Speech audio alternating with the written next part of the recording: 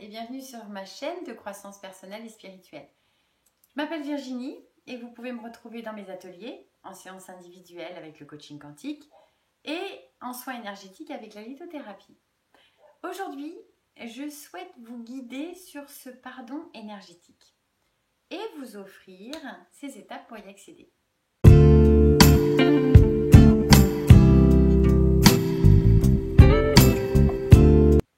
Pardonner énergétiquement permet de nous relever, de nous délivrer. Ce pardon intervient quand 1000 excuses ne sont pas valables. Si nous avons la responsabilité de ce que nous recevons dans notre vie, nous n'en sommes pas coupables.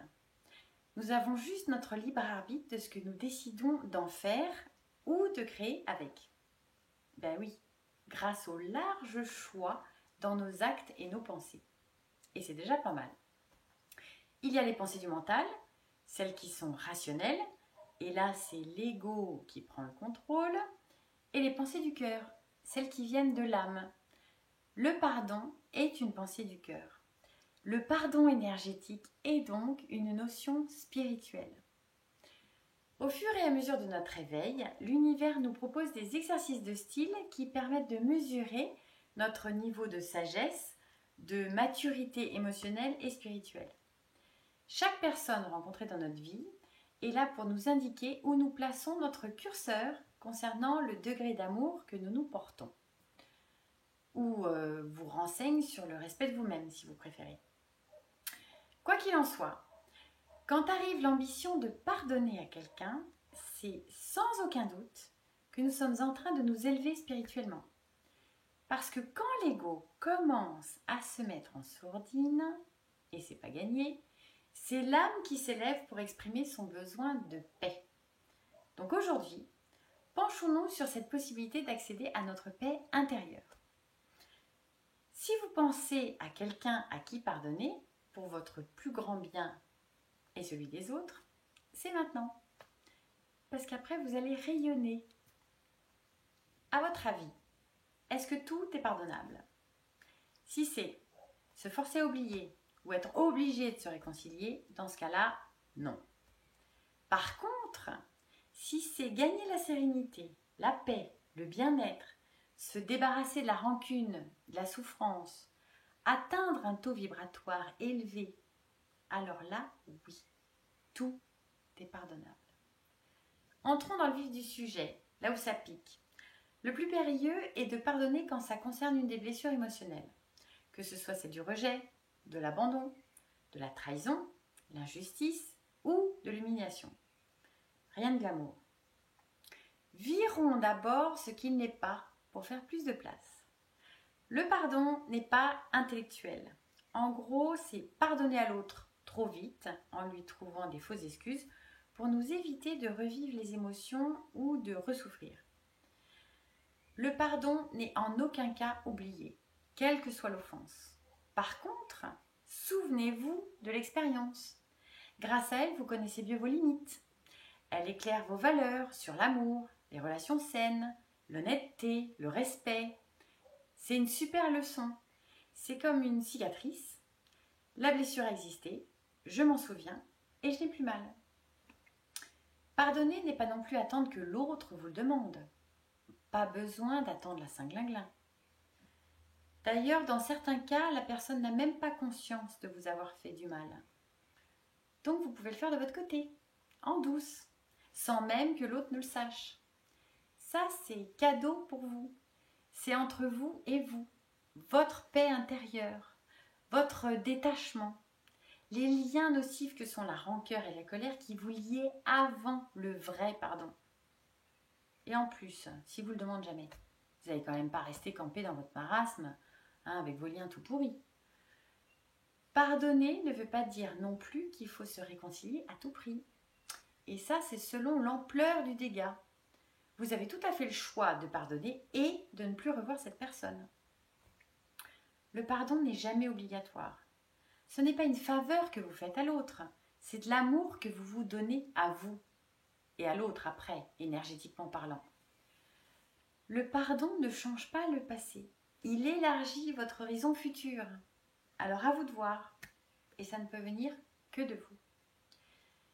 Les je dois pardonner, sinon je vais aller en enfer, ou allez, je te pardonne, comme ça on enterre l'affaire. Si c'est ça, il vaut mieux attendre encore un peu. Hein. C'est pas encore tout à fait mûr. Alors, le pardon, c'est quoi? C'est un cadeau pour vous soulager, vous alléger d'un poids comme l'amertume, la colère, la tristesse, toutes les émotions en bas de l'échelle, à basse vibration, celles qui plombent. C'est un stade qui permet de repérer les blessures du cœur, d'en prendre soin et de les guérir. Repensez à la cicatrice. Imaginez que quelqu'un vous agresse avec un couteau et vous blesse. Vous allez aller lui demander un pansement. Vous allez lui demander de vous soigner. Ben non, ça n'a aucun sens. Transposez. Si une personne vous insulte, vous humilie, vous allez vous confier à elle. Vous allez attendre qu'elle vous remonte le moral, en espérant qu'elle soigne votre blessure émotionnelle. Logiquement, non. Si tant est que quelqu'un puisse le faire à votre place, c'est bien la dernière personne à qui s'adresser. Pardonner, c'est se décrasser l'âme, le cœur. C'est se débarrasser de tout ce que vous avez ressassé et qui vous a sali jusqu'à aujourd'hui. Pardonner, c'est se délivrer de la haine, faire de la place aux belles choses.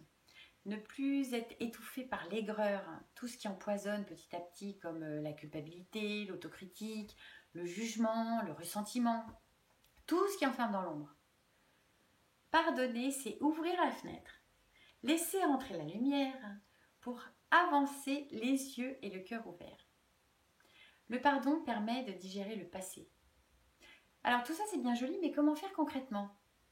1. Le déclic. La décision de ne plus souffrir. Sortir de la paralysie, du contexte qui vous rappelle chaque jour cette souffrance. Que ce soit dans le domaine familial, professionnel, amical ou sentimental. Dites stop. Parfois, on a du mal à sortir de situations désastreuses parce qu'on ne sait pas ce que l'avenir nous réserve. Si j'envoie bouillir mon boss sadique, je vais me retrouver sur le carreau. Si je quitte mon conjoint toxique, je vais me retrouver seule.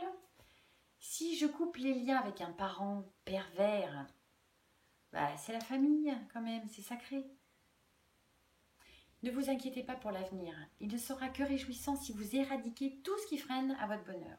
Donc, exprimez-vous, informez l'adversaire. Dites-lui que vous avez été blessé par ses paroles et ses attitudes. Demandez-lui poliment d'arrêter et barrez-vous, enfin si vous pouvez. En tout cas, trouvez le moyen d'être le moins possible en contact avec cette personne. 2. Prendre conscience de votre blessure. Parce que mais non, c'est rien, c'est pas si grave, ou je suis aussi coupable, hein, je l'ai bien cherché, ou il n'avait pas conscience de ce qu'il disait ou faisait. Donc, dire que tout va bien en serrant les dents, c'est niette. Ce sont ça les 1000 excuses qu'on trouve pour ne pas ressentir la douleur. On oublie, on rationalise, on normalise. C'est non. Archi non. Vous en avez bavé. Actez-le. Prenez-en conscience. Admettez-le. Évitez l'anesthésie générale qui est la mémoire sélective. Renouez le lien avec vous-même. Parce que si vous enfouissez cette blessure, cette souffrance, vous pouvez être sûr qu'elle ressortira un jour ou l'autre.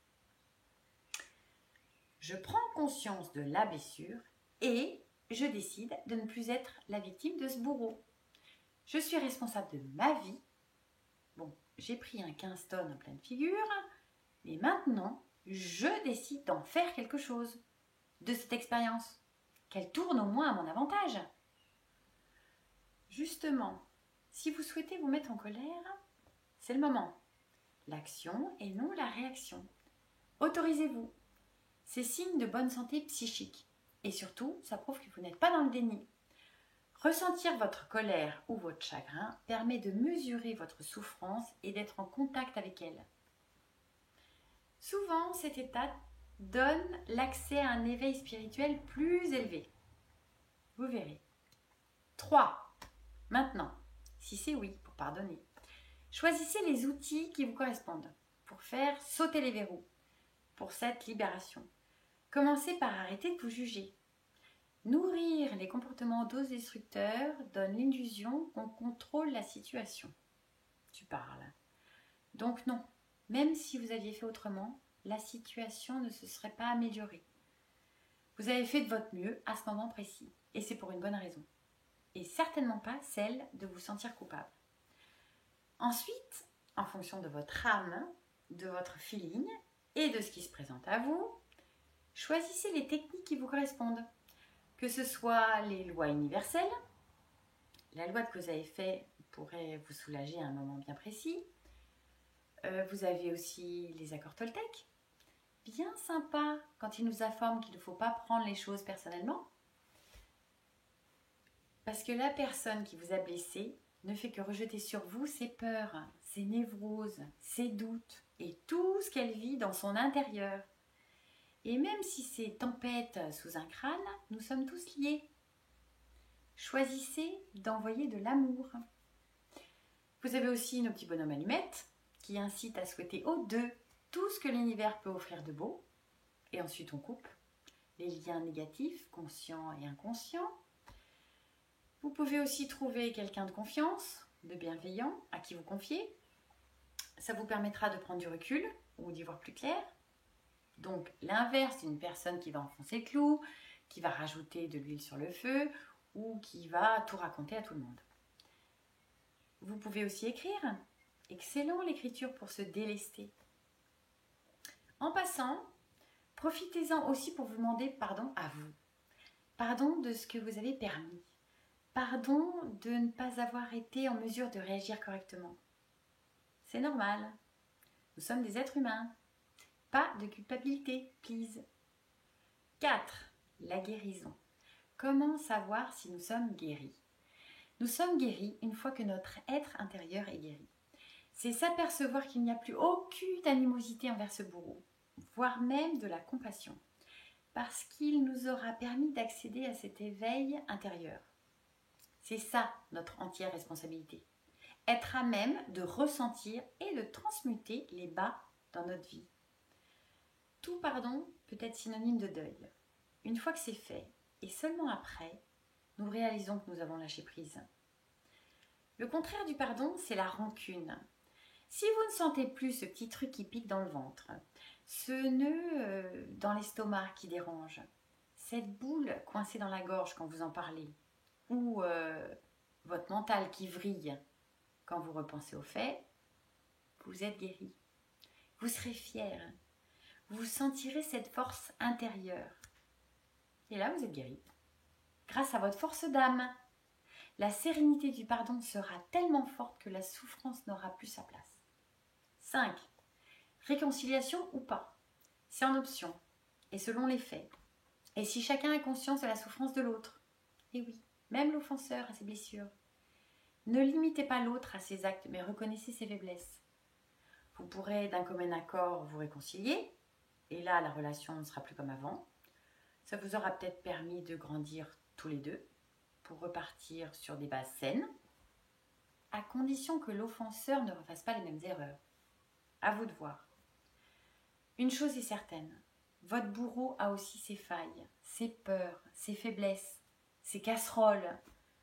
Ce n'est en aucun cas pour l'excuser, mais plutôt le pardonner et pourquoi pas le remercier de vous avoir permis d'accéder au plus haut niveau vibratoire qu'est l'amour. Merci du fond du cœur. À bientôt.